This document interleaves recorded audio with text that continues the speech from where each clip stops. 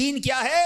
محبت الہی میں غرق ہو جانا اور اپنے آپ کی اصلاح میں لگ جانا یقین ہے۔ اے دور حاضر کی تہذیب کے دیوانوں، بے یقینی جو ہے وہ غلامی سے بھی بری چیز ہے۔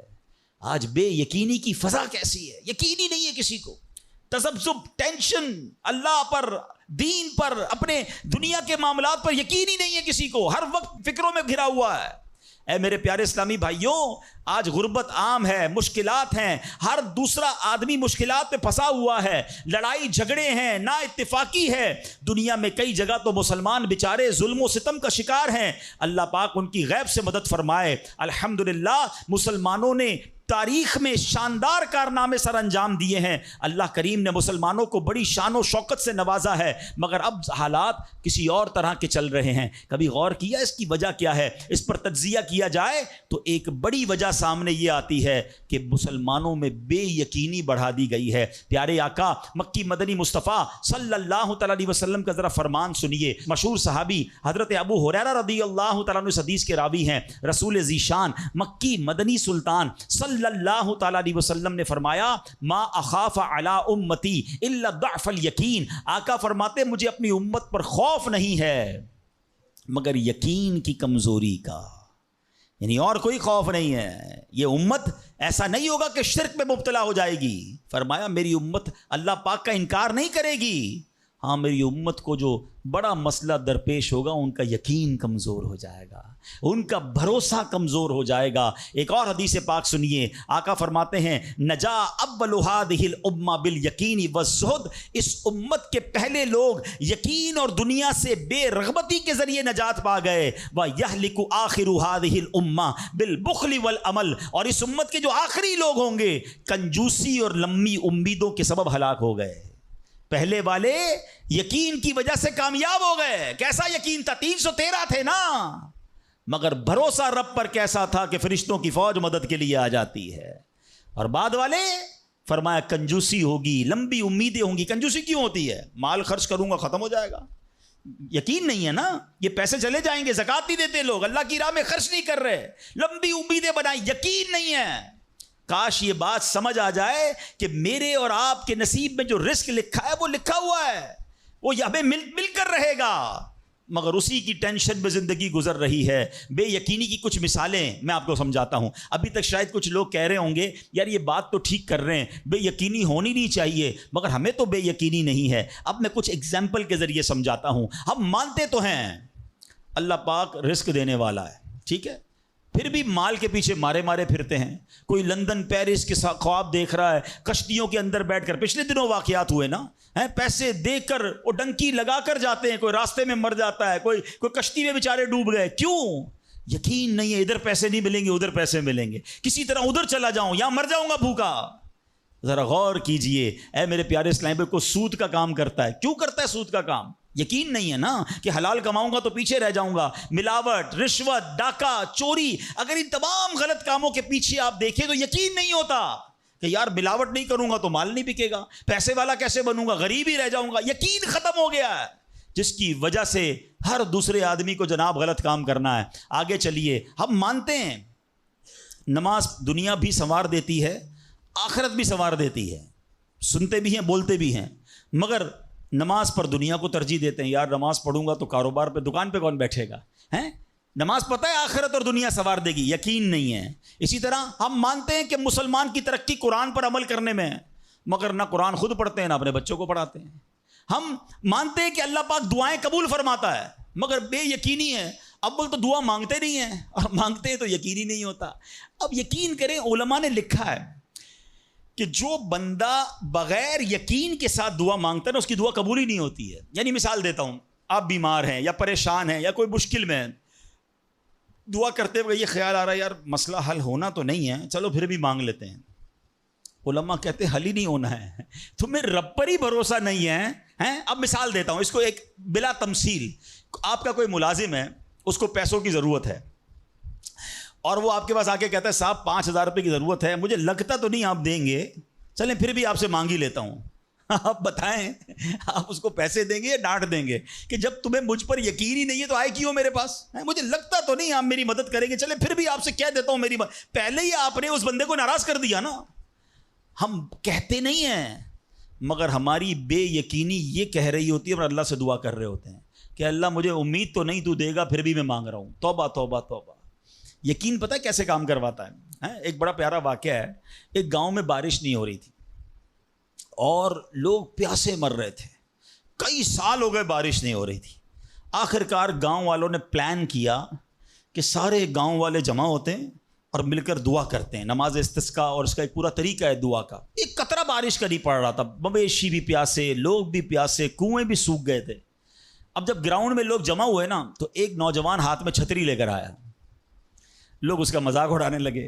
ارے اللہ کے بندے, سالوں ہو گئے بارش نہیں ہوئی ہیں, تم چھتری لے کر آئے ہو؟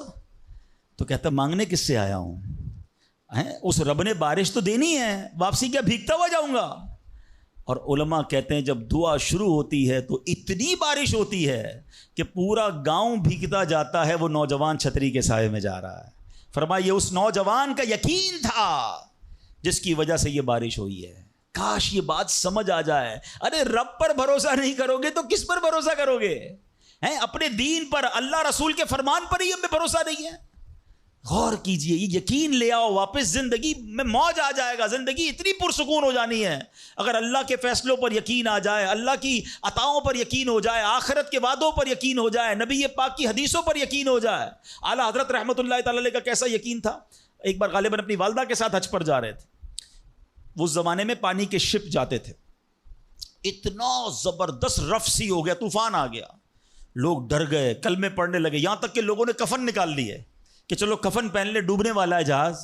اعلیٰ حضرت امام اہل سنت مفتی ہیں, ٹھیک ہے نا, اتنے بڑے مفتی ہوتے ہوئے آپ نے بھی والدہ کو کہا میں اللہ کی قسم کھا کر کہتا ہوں جہاز نہیں ڈوبے گا.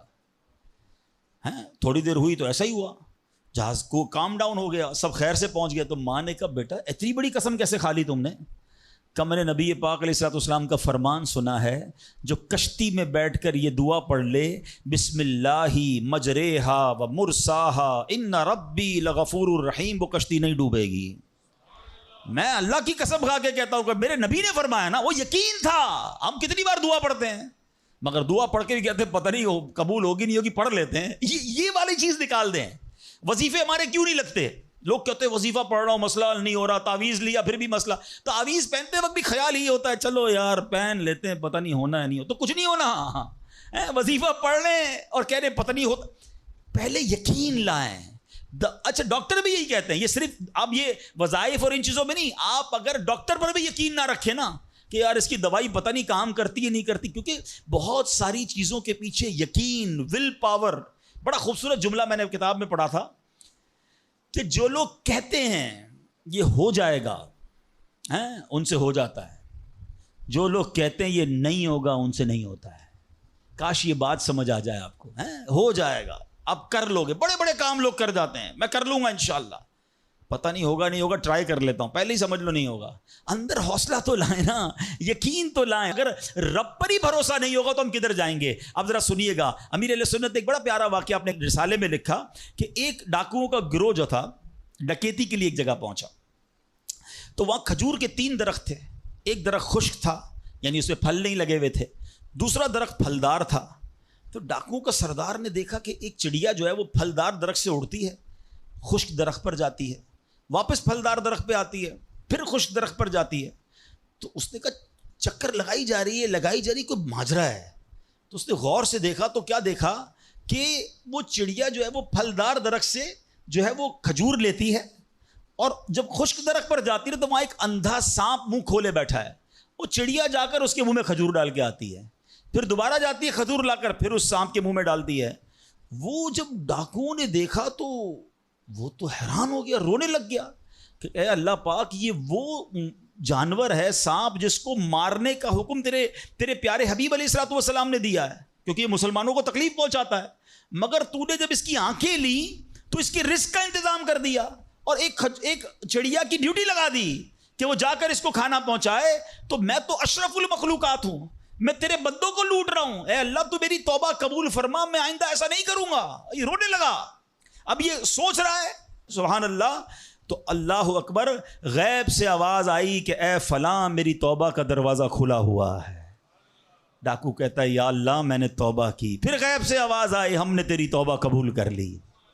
اچھا جب اس نے توبہ کی تو اس کے سارے ساتھی سن رہے تھے کہ سردار آپ نے توبہ کی، ہم نے بھی توبہ کی. کہا سوچو تو صحیح، ہم ڈکیتی کر رہے ہیں، ہم چوری کر رہے ہیں، رب جب اس اندھے سانپ کو روزی دے گا تو ہمیں کیوں نہیں دے گا؟ ہم اللہ کی قدرت پر یقین کیوں نہ رکھیں؟ سب نے توبہ کر لی.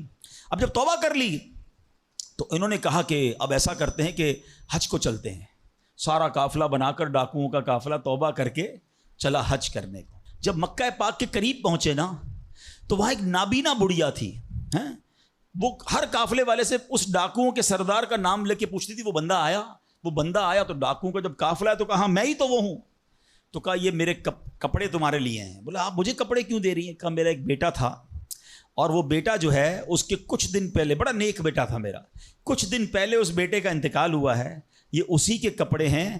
3 دن سے مسلسل نبی پاک علیہ الصلوۃ والسلام میرے خواب میں تشریف لا رہے ہیں اور فرما رہے ہیں کہ اس نام کا بندہ آئے گا، اس کو یہ کپڑے دے دینا. ہائے ہائے، ذرا سوچو تو صحیح، جب رب توبہ قبول کرتا ہے تو مرتبے کیسے بڑھا دیتا ہے. کاش یہ بات سمجھ آ جائے. اللہ سے بندہ جب دوستی کر لیتا ہے نا، اللہ پچھلے گناہ معاف فرما دیتا ہے، بلکہ اللہ راضی ہو جائے تو گناہوں کو نیکیوں میں بدل دیتا ہے. مگر کیسے اس ڈاکو کو توبہ نصیب ہوئی؟ یقین. کاش حرام کمانے والا، سود کا کام کرنے والا، کاش رشوت لینے والا، ڈاکہ ڈالنے والا، چوری کرنے والا یہ سوچے کہ میں کیوں کر رہا ہوں. ملاوٹ کرنے والا سوچے اللہ پر بھروسہ تو رکھو یار، رب نے میرا نصیب لکھا ہوا، جو میرے نصیب میں مجھے مل کر رہے گا. کاش یہ بات سمجھ آ جائے. صدیق اکبر رضی اللہ تعالیٰ عنہ مسلمانوں کے پہلے خلیفہ، جب آپ نے یہ آیت پڑھی نا قرآن پاک میں، اللہ ارشاد فرماتا ہے وَمَا مِن دَابَّةٍ فِي الْأَرْضِ إِلَّا عَلَى اللَّهِ رِزْقُهَا. اللہ فرماتا ہے اور زمین پر چلنے والا کوئی جاندار ایسا نہیں جس کا رزق اللہ کے ذمہ کرم پر نہ ہو. آپ فرماتے ہیں کہ جب سے میں نے یہ آیت پڑھ لی، خدا کی قسم میں نے روزی کی فکر کرنا چھوڑ دی ہے. کہ جب اللہ نے ہر کسی کا رزق اپنے ذمے پہ لے لیا تو مجھے کس بات کی ٹینشن ہے. کاش ہمیں یہ بات سمجھ آ جائے کہ ہمیں اب ذرا غور کریں. ابھی یہ اجتماع ختم ہوگا، اگر میں آپ سب کو کہوں کہ بتائیں آپ کے لیے کیا دعا کروانی ہے، تو تقریباً 70-80% لوگوں نے پتہ ہے کیا کہنا ہے، حضور روزی میں برکت کی دعا کر دیں، کاروبار میں برکت کی دعا کر دیں، نوکری نہیں لگ رہی اس کی دعا کر دیں. میں نہیں کہتا یہ دعا نہیں کرنی چاہیے، اللہ سے نہیں مانگیں گے تو کس سے مانگیں گے؟ لیکن کوئی تو کہے کہ میری ایمان پر موت کے لیے دعا کر دیں، میری قبر جنت کا باغ بن جائے اس کے لیے دعا کر دیں، میں آخرت میں جاؤں تو اللہ مجھ سے راضی ہو جائے اس کے لیے دعا کر دیں. فرق دیکھیں، میری اور آپ کی ٹینشن کیا ہے؟ دنیا، روزی، مال. حالانکہ اس کا وعدہ ہے، دانے دانے پر لکھا ہے کھانے والے کا نام، مجھے مل کر رہے گا. مگر اللہ نے مغفرت کا وعدہ نہیں کیا ہے. اس کی دعا کہاں ہے؟ اس کی ٹینشن کیوں نہیں ہے؟ ایسے کئی لوگ مجھے بھی ملے، آپ کو بھی ملے ہوں گے، یار رات کو نیند نہیں آ رہی، کیوں؟ بس یار کاروبار کی ٹینشن بہت ہے. کبھی زندگی میں ایک رات میری اور آپ کی ایسی گزری کہ اس ٹینشن میں نیند نہ آئی ہو کہ قبر میں جاؤں گا تو قبر جنت کا باغ بنے گی یا دوزخ کا گھڑا بنے گی؟ کلمے والی موت ملے گی کہ نہیں؟ جنت میں جاؤں گا یا دوزخ میں جاؤں گا؟ میزان عمل پر جب اعمال تولے جائیں گے، گناہ کا پلڑا بھاری ہوگا یا نیکیوں کا پلڑا بھاری ہوگا؟ یار آج جون جولائی کی گرمی، ہیٹ اسٹروک کی باتیں ہو رہی ہیں، 50 ڈگری میں حال برا ہو گیا. سورج 1 میل پر جب ہوگا اور لوگوں کی پیاس زبان سے باہر زبانیں آئیں گی، مجھے جام کوثر نہ ملا تو میرا کیا بنے گا؟ کبھی اس کی ٹینشن، اس کا وعدہ نہیں ہے. یہ اللہ سے دعا کرنی ہے، اس کے لیے کوشش کرنی ہے. ساری زندگی ایک ہی ٹینشن، چھوٹا گھر ہے تو بڑا کرنا ہے، کاروبار کو وسیع کرنا ہے، اور آمدنی. اور میں نہیں کہتا دعا نہ کریں، کوشش نہ کریں، خدا نہ خواستہ اس کا کوئی یہ مطلب نہ لے کہ چلو بھائی اب تو اللہ نے اپنے ذمہ کرم پر لے لیا تو اب کوئی کام کاج نہیں کرنا. نہیں، دنیا عالم اسباب ہے، اسباب کا کشکول لے کر بارگاہ الہی میں جانا ہے اور توکل والے انداز میں دعا کرنی ہے تو اپنی رحمت کے سمندر سے ہمارے اسباب کے کشکول میں وہ ہماری روزی عطا فرمائے گا. اسباب اختیار ضرور کرنے، مگر اسی فکر میں زندگی تو برباد نہ کر دینا کہ سارا صبح سے لے کر شام تک ایک ہی ٹینشن. بھروسہ رکھے رب پر، یقین رکھے رب پر. آج حال یہ ہے، بچہ پیدا ہو جائے تو ٹینشن، او ہو اب میرا بچہ ہو گیا، اس کی آگے پرورش میں کیسے کروں گا، اس کی تعلیم کا کیا ہوگا، اور خاص طور پہ بچی پیدا ہو جائے تو ایسے بدبخت لوگ ہیں کہ اب جناب بیوی کو برا بھلا کہہ رہے ہیں، خاندان میں جھگڑے ہو رہے ہیں بچی کی پیدائش پر کہ اب اس کی شادی کیسے ہوگی، یہ تو بوجھ آ گئی ہے. معاذ اللہ. سمجھ نہیں آتی کہ جس رب نے بچی دی ہے انشاءاللہ رزق بھی وہی دے گا، اسباب بھی وہی دے گا. ارے جب اس نے مجھے پالا ہے وہ اس کو بھی پالے گا. کیا خوبصورت بات علماء نے لکھی, جو رب ہاتھی کو من اور چونٹی کو کن دے سکتا ہے وہ مجھے بھی میرا رزق عطا فرمائے گا. آپ ذرا سوچیں تو صحیح, کس کس کو رزق دیتا ہے. حدیث پاک کا مضمون ہے تم اللہ پر بھروسہ کرو, جیسا بھروسہ کرنے کا حق ہے وہ تمہیں ایسے روزی دے گا جیسے پرندوں کو روزی دیتا ہے. پرندوں کو سمجھتے کتنی کیسے روزی ملتی ہے؟ کبھی گھونسلے دیکھیں پرندوں کے؟ اچھا پہلے تو یہی نہیں پتا, کراچی والوں کو تو پرندے دیکھنے کو نہیں ملتے. ہم نے درخت کاٹ کے پورا شہری کنکریٹ کا جنگل بنا دیا. ورنہ یہ پوچھے بزرگوں سے, ہم بھی چھوٹے تھے تتلیاں بھی دکھتی تھیں, صبح مدرسے اسکول جاتے تھے تو کوئل کی آواز بھی آتی تھی. اب تو کراچی والوں کے ہارن کی آواز آتی ہے ہم کو. اب تو یہ پرندے بھی چلے گئے. کہاں چلے گئے؟ ہم نے درخت کاٹے, ہمیں اندازہ ہی نہیں کہ درخت ہے کیا. آج گاڑی پارک کرنے کے لیے ہر بندہ درخت کا سایہ ڈھونڈ رہا ہے مگر درخت لگاتا نہیں ہے. کاش یہ بات سمجھ آ جائے کہ جتنے درخت لگتے جائیں گے شہر یا ملک خوشگوار بھی ہوگا, موسم بھی کول ڈاؤن ہو جائے گا. یہ جو آج ہم کہتے ہیں نا اتنی گرمی بڑھتی جا رہی ہے, اس کی ایک بڑی وجہ یہ ہے, یہ میرا موضوع نہیں ہے, لیکن جو موسم کا تغیرات, کلائمیٹ ڈس آرڈر ہے, کاش یہ بات سمجھ آئے کہ پلانٹیشن نہیں ہم کر رہے, ہم پودے نہیں لگاتے بلکہ پودے کاٹ دیتے ہیں. کتنے درخت کاٹے, کتنے جنگل ختم کر دیے ہم نے. الحمدللہ دعوت اسلامی کا شعبہ FGRF, اب پلانٹیشن ہم کرتے چلے جا رہے ہیں. 30 لاکھ پودے لگائے مگر یہ تھوڑے ہیں. کاش میری یہ بات لوگ سن رہے ہوں کہ اگر آپ نے اپنے آنے والی نسلوں کو خوشگوار موسم دینا ہے, اچھے حالات دینے ہیں, ٹھنڈی چھاؤں دینی ہے, آکسیجن کی فیکٹریاں دینی ہیں, تو ہم سب کو کم از کم ایک پودا لگانا چاہیے. 24 کروڑ پاکستانی سب صرف ایک پودا لگائیں اور اس پودے کو درخت بنائیں, صرف پودے کو بچے کی طرح پالیں. آپ یقین کریں ہمارا ملک ایک پورا ملک ہی باغ بن جائے گا. تو اب ذرا سوچیں کہ ہمیں یہ بات سمجھنی ہے کہ یہ گھونسلے, یہ جو حدیث میں سنا رہا تھا بات کہاں سے چلی کہ اللہ پرندوں کو کیسے رزق دیتا ہے. آپ کو پتہ پرندے کتنے, ایک تحقیق کے مطابق اس دنیا میں جتنے انسان ہوتے ہیں نا ملٹیپلائی بائی 10 جانور ہوتے ہیں. اگر 800 کروڑ انسان ہیں, 8 ارب کے قریب آبادی ہو گئی دنیا کی, 800 کروڑ 8 ارب, تو آپ سمجھو کہ 80 ارب جانور ہیں دنیا میں, اور کہا جاتا ہے ملٹیپلائی بائی 10 کریں اس کو تو اتنے پرندے ہوتے ہیں. یعنی اس کا مطلب 800 ارب کم و بیش پرندے ہیں دنیا میں. آپ نے پرندوں کے گھونسلے دیکھے کبھی؟ یہ جب گھر سے صبح اڑتے ہیں نا اپنے گھونسلے سے, سب کے پیٹ خالی ہوتے ہیں. گھونسلے میں کوئی کبڈ نہیں ہوتی ہے, کوئی شام کا دوسرے دن کا چارہ نہیں ہوتا ہے, بچے چھوٹے چھوٹے چھوڑ کر جاتے ہیں.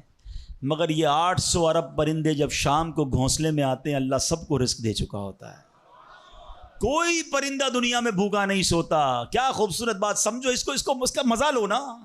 رب ہاتھی کو من دیتا ہے, اس کو ہاتھی کو کتنا کھانا چاہیے, دنیا میں کتنے ہاتھی ہوں گے, اس کو روز کے منو کھانا مل جاتا ہے. اور چونٹی کو کن چاہیے ہوتا ہے چھوٹا سا, وہ رب اس کو کن بھی دے دیتا ہے, پرندوں کو روزی دے دیتا ہے. اور جو اشرف المخلوقات ہیں وہ ٹینشن کھا رہے ہیں, وہ کبھی بلڈ پریشر کی گولی, تو کبھی شوگر کی گولی, کبھی ڈاکٹر کے پاس, ٹینشن بہت ہے ڈاکٹر صاحب 2 سال بعد کیا ہوگا, مارکیٹ ڈاؤن. ارے بھائی تب سب چیزوں کا وعدہ ہے اور تم اس ٹینشن میں رہ گئے. ارے یہ کوشش کرنی تھی تو آخرت کی کرنی تھی, اللہ کو راضی کرنے کی کرنی تھی. لیکن ان تمام باتوں کے باوجود, جیسے میں نے کہا نا کہ چھوڑنا نہیں ہے کام کاج. کچھ بے وقوف لوگ یہ سمجھ رہے ہوتے ہیں ایسا نہیں ہوگا. بڑی خوبصورت ایک بات اور کر دوں کہ اللہ پر بھروسہ کیسا کرنا ہے. ایک صوفی بزرگ شیخ سعدی لکھتے ہیں کہ ایک شخص تھا گھر سے محنت مزدوری کے لیے کام کاج کے لیے نکلا. اس نے دیکھا کہ ایک لومڑی ہے, اندھی ہے, اپاہج ہے, نہ دیکھ سکتی ہے نہ چل سکتی ہے. وہ حیران ہو گیا, ہاتھ پیر بھی نہیں, آنکھیں بھی نہیں, یہ لومڑی کھاتی کہاں سے ہے, چیک کرتا ہوں. تھوڑی دیر بیٹھا تو ایک شیر آیا. شیر نے کہیں سے شکار کیا تھا, وہ اپنا شکار لومڑی کے آگے ڈال دیا. اندھی لومڑی, اس نے جو کھانا تھا کھایا, باقی شیر لے کے چلا گیا. اس نے کہا کمال ہے جناب, اپاہج لومڑی کو رب رزق دیتا ہے تو مجھے کیا ضرورت ہے نوکری کرنے کی, مجھے کیا ضرورت ہے کام کاج کرنے کی. جا کے بیٹھ گیا مسجد میں, 3 دن ذکر کرتا رہا, عبادت کرتا رہا, ایک دانہ کھانے کو نہیں ملا. اللہ اللہ اللہ اللہ کر رہا ہے. اس کے بعد جب بھوک سے بحال ہو گیا تو اللہ سے فریاد کی, یا اللہ مجھے کوئی رزق نہیں ملا. کیا شاندار ارشاد ہوتا ہے. ابھی کیسا زبردست جملہ ہے. ارشاد ہوا تو نے لومڑی دیکھی ہے, شیر نہیں دیکھا. لومڑی کیوں بننا ہے, شیر بننا, اپنا رزق بھی کما اور دوسرے کو کھلانے والا بن جا. کچھ لوگ سمجھتے مجھے کوئی اور کھلا ہے, میرا بھائی کما رہا ہے, میں گھر میں بیٹھا مزے کرتا رہا ہوں. نہیں, فرمایا ایک بلکہ واقعہ آتا ہے, ایک بزرگ کے بارے میں آتا ہے, ایک شخص گیا, کہا میں نمازیں پڑھ رہا ہوں, عبادت کرتا ہوں، میرا بھائی مجھے سپورٹ کرتا ہے، وہ روزی کماتا ہے، فرمایا تیرا بھائی تجھ سے زیادہ افضل ہے۔ اللہ کو یہ پسند ہے کہ بندہ اپنے ہاتھ سے کمائے، کسی پہ ڈیپینڈیبل نہ رہے، کسی پر بوجھ نہ رہے، یہ شریعت کو محمود ہے۔ کوشش کرنی ہے، پھر اس کے بعد اللہ پر چھوڑ دینا ہے۔ کوشش سے انکار نہیں ہے، مگر صرف کوشش کرتے کرتے نمازیں بھی جا رہی ہیں، بھروسہ بھی رب پہ جا رہا ہے، یقین بھی ختم ہو رہا ہے، صبح سے شام مال کما رہا ہے، یہ پسندیدہ نہیں ہے۔ تو ان دونوں چیزوں میں فرق کرنا ہے اور اللہ پر یقین رکھنا ہے، پھر دیکھیں انشاءاللہ کیسے دنیا اور آخرت کی برکتیں ملتی ہیں۔ تو بہرحال میرے پیارے اسلامی بھائیوں، کاش یقین مل جائے تو پھر دیکھیں یقین کیسے کام بناتا ہے۔ امام حسن بصری نے ایک حدیث پاک بیان کی، آپ فرماتے ہیں، حدیث سنیے گا، پیارے آقا علیہ الصلوۃ والسلام فرماتے ہیں، لوگوں کو اس دنیا میں سب سے بہترین چیز یقین اور عافیت عطا کی گئی ہے، لہٰذا اللہ پاک سے ان دونوں چیزوں کا سوال کیا کرو، اللہ سے یقین مانگیں اور اللہ سے عافیت مانگے۔ امام حسن بصری جب حدیث پاک بیان کی نا تو فرمایا، رسول اکرم علیہ الصلوۃ والسلام نے سچ فرمایا، یقین ہی کی برکت سے جنت ملتی ہے، یقین ہی کی برکت سے آدمی جہنم سے دور بھاگتا ہے، یقین ہی کی برکت سے فرائض پورے ادا کرتا ہے، یقین ہی کی برکت سے آدمی ایمان پر ثابت قدم رہتا ہے، اور عافیت میں بڑی بھلائی رکھ دی گئی ہے۔ اے کاش ہمیں یقین ملے، ہمیں عافیت ملے۔ حدیث پاک میں آتا ہے، حدیث قدسی ہے، اللہ پر کیسا بھروسہ رکھنا ہے؟ انا عند ظن عبدی بی، میں اپنے بندے کے گمان کے نزدیک ہوتا ہوں جو مجھ سے رکھے۔ مفتی احمد یار خان نعیمی اس حدیث پاک کے تحت فرماتے ہیں، یہاں عبد سے مراد بندہ مومن ہے، یعنی بندہ میرے بارے میں جیسا یقین رکھے گا میں ویسا ہی اس کے ساتھ معاملہ کروں گا۔ بس یہ سمجھ لو آج بات، میرا اللہ بہتر فرمائے گا، رب میرے لیے بہترین فیصلہ کرے گا، وہ مجھے پالنے والا ہے، میری ماں سے زیادہ چاہنے والا۔ یقین تو کرو نا اس پر، لوگوں کو اللہ پر ہی یقین نہیں رہا ہے، میرا تو کام ہی خراب ہو جاتا ہے، اللہ معاذ اللہ، اب اس پہ کفریہ کلمات بھی کہہ دیتے ہیں، میرا تو جناب مسئلہ ہی حل نہیں ہوتا، میری دعا تو رب سنتا ہی نہیں ہے، میری مشکل آسان وہ کرتا ہی نہیں ہے۔ تم کھڑے نہیں ہو سکو گے، تم اللہ سے بدگمان نہ رہنا۔ اللہ کرے کہ انسان یہ سمجھ جائے کہ مجھے رب پر اچھا گمان رکھنا ہے۔ شاعر کہتے ہیں نا، جو سوچتا ہوں وہی بات ہونے لگتی ہے۔ پوچھو پازیٹیو لوگوں سے، ان کے ساتھ پازیٹیو جب سوچتے ہیں پازیٹیو ہونے لگتا ہے۔ جو سوچتا ہوں وہی بات ہونے لگتی ہے، جڑا ہوا ہے زمانہ میرے گمان کے ساتھ۔ اچھا سوچو گے تمہیں اچھا ملے گا۔ اب غور فرمائیے، جب یہ ذہنی بندہ بنا لے یار سچ سے کاروبار نہیں چلتا، تو پھر آپ کو برکت کاروبار میں کیسے ملے گی؟ پہلے ہی آپ نے یقین کر لیا ہے۔ جب یہ ذہن بنا لے کہ نماز کے لیے وقت نکالا تو کام میں نقصان ہو جائے گا، تو پھر کام میں ترقی بھی نہیں ملے گی۔ اب ذہن بنا لیا کہ ترقی کے لیے صرف دنیا کی ڈگریاں کمانی ہیں، تو پھر قرآن کریم کی برکات کہاں سے نصیب ہوں گی؟ جب یہ ذہن بنا لیا کہ آج نیکی کا دور ہی نہیں ہے، کچھ لوگوں کا ذہن بن گیا ہے بھائی جناب کوئی نیکی کا دور نہیں ہے، تو پھر نیکی کی برکت بھی نہیں ملے گی۔ ذہن پازیٹیو رکھیں، ذہن اچھا رکھیں، انشاءاللہ آپ دیکھیں آپ کے ساتھ اچھا ہونا شروع ہو جائے گا۔ میرے پاس وقت کم ہے، ورنہ اس پر تو پوری ریسرچ موجود ہے۔ آپ پازیٹیو سوچتے ہیں تو پازیٹیو انرجیز آپ کی طرف متوجہ ہو جاتی ہیں۔ اب تو سائنس بھی کہتی ہے نیگیٹو سوچتے ہیں تو نیگیٹو انرجیز آپ کی طرف متوجہ ہوتی ہیں، آپ ڈی مورلائز ہونا شروع ہو جاتے ہیں، آپ کے حوصلے ٹوٹنا شروع ہو جاتے ہیں۔ اور جس کو ول پاور کہا جاتا ہے، جس کو اچھا سوچنا کہا جاتا ہے، اگر بندہ یہ کرنا شروع کر دے پھر دیکھیں اس کے کام کیسے بن جاتے ہیں۔ تو اللہ کرے کہ اب یہ بات سمجھ آ جائے کہ ہمیں اپنے رب سے انشاءاللہ یقین حاصل کرنا ہے۔ حضرت خالد بن معدان رحمۃ اللہ تعالی علیہ فرماتے ہیں، تعلموا الیقین کما تعلموا القرآن، یعنی یقین کو بھی ایسے ہی سیکھا کرو جیسے قرآن سیکھتے ہو۔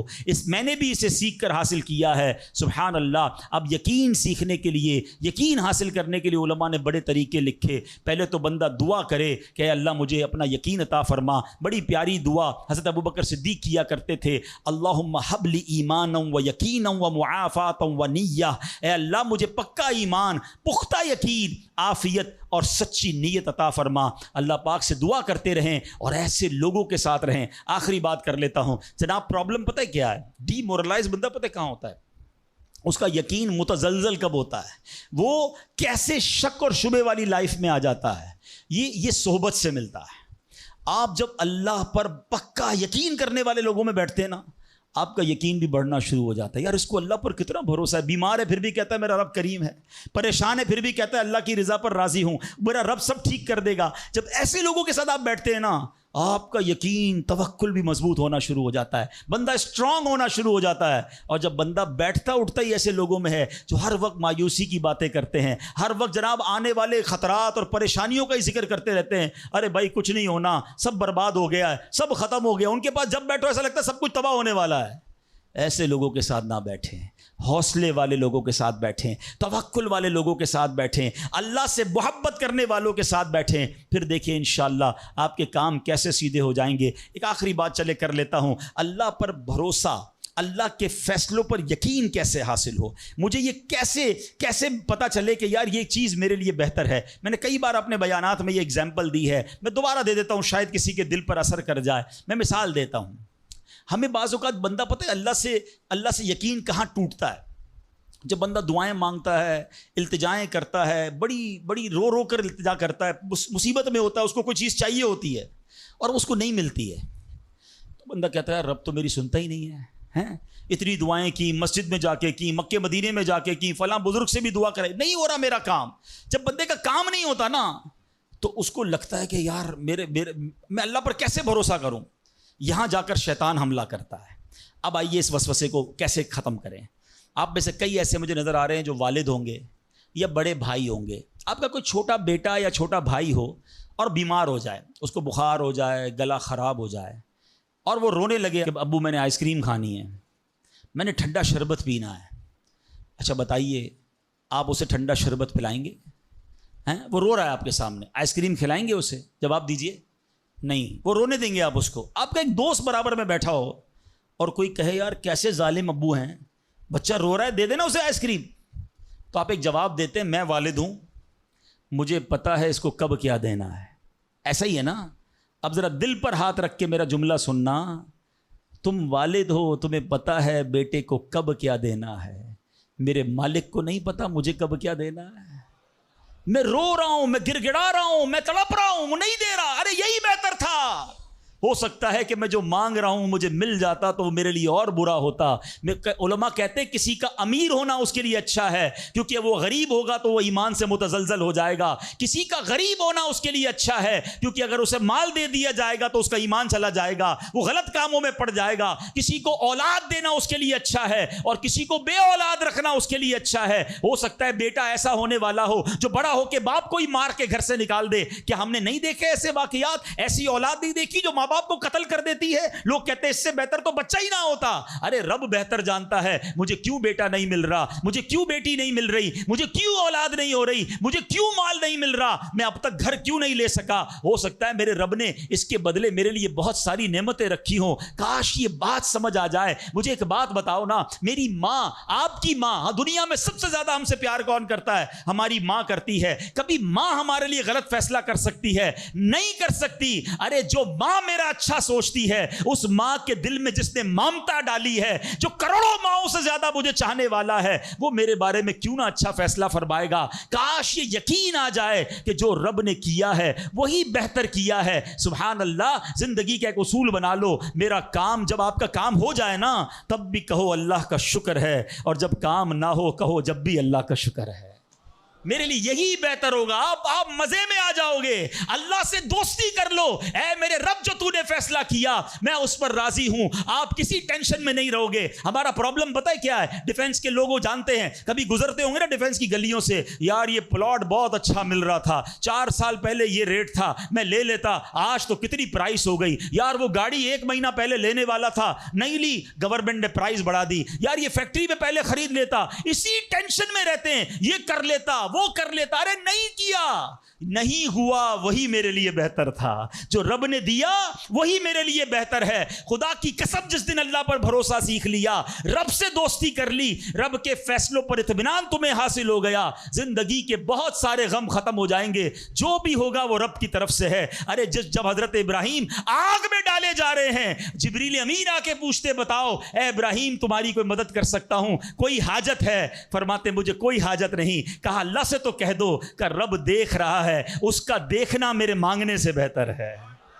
ہائے ہائے اللہ حضرت ابراہیم کے اس یقین کا کوئی ذرہ عطا فرما دے. उस तवक्कुल का कोई हिस्सा अता फरमा दे। बातें तो हम बड़ी बड़ी करते हैं, मगर जब सर पे पड़ती है, जब कोई मुश्किल आती है, फिर हमारा यकीन हिल जाता है। अल्लाह मुझे भी और आपको भी अपनी सच्ची मोहब्बत अता फरमाए, सच्चा यकीन अता फरमाए, सच्चा भरोसा अता फरमाए। और यकीन करें, जिस दिन रब पर भरोसा मिल गया, आपकी मुश्किल, आपकी गम की आग बाग बनना शुरू हो जाएगी, आपकी मुश्किलें आसान होना शुरू हो जाएंगी। अल्लाह करीम हम सबको अपना भरोसा नसीब फरमाए। अल्हम्दुलिल्लाह, ऐसी प्यारी बातें दावत इस्लामी के इस प्यारे माहौल में सिखाई जाती हैं। मेरी गुजारिश है, इस मदनी माहौल से वाबस्ता रहें। सल्लु अलल हबीब सल्लल्लाहु तआला अला मुहम्मद।